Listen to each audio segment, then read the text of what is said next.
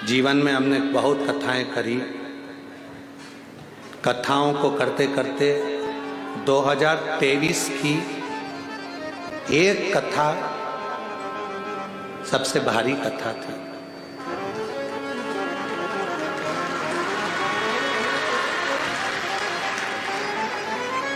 वो थी अमरावती की कथा।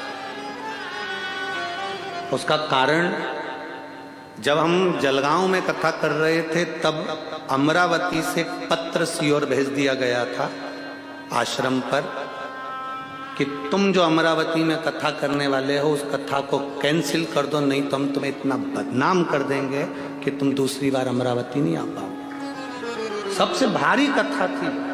हमने ये बात किसी को नहीं कही, हमने सीधे आश्रम पर कहा कि चिंता मत करो, कथा तो अमरावती में होगी और कराने वाली भी माँ अम्बा होगी और अम्बेश्वर महादेव होगी।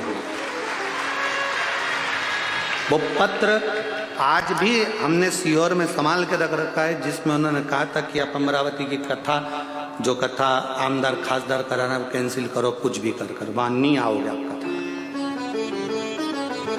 हमारी जिंदगी में पहली कथा थी जिसका पत्र सीहोर में आया और उन्होंने कहा कि इस कथा हमने तो इतना तुमको बदनाम करेंगे, इतना अपशब्द कहेंगे कि तुम सोच रहे। फिर भी क्या किसको रोइए, सारा ताड़ के सोइए। और अमरावती की कथा मेरे देव अधिदेव महादेव और स्वयं अमरावती की अम्बा महारानी ने जो करी, वो एक आनंद का इतिहास रचा। आनंद। कोई कितनी भी निंदा करे, कितना भी अपशब्द कहे, कितना भी कहे, आपके चेहरे पर वो प्रसन्नता होना चाहिए, आपके चेहरे पर वो आनंदता होना चाहिए। हमारे पाटिल जी कह रहे थे, गुरुजी कथा पंढरपुर में हमने ग्राउंड कर लिया, सारी व्यवस्थाएं हो गई और बाबा की ऐसी कृपा है। पाटिल जी बोले, गुरुदेव सारा पंढरपुर, पूरा पंढरपुर,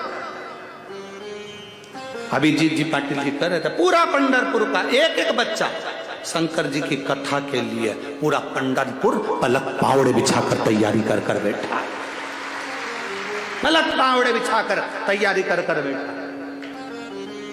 शिव तत्व अवघड़ी है।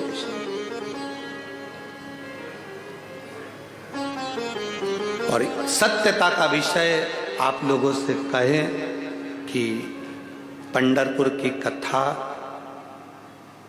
मेरे स्वयं गुरु जी का नाम श्री विठलेश राय काका जी महाराज गोवर्धन नाथ हवे।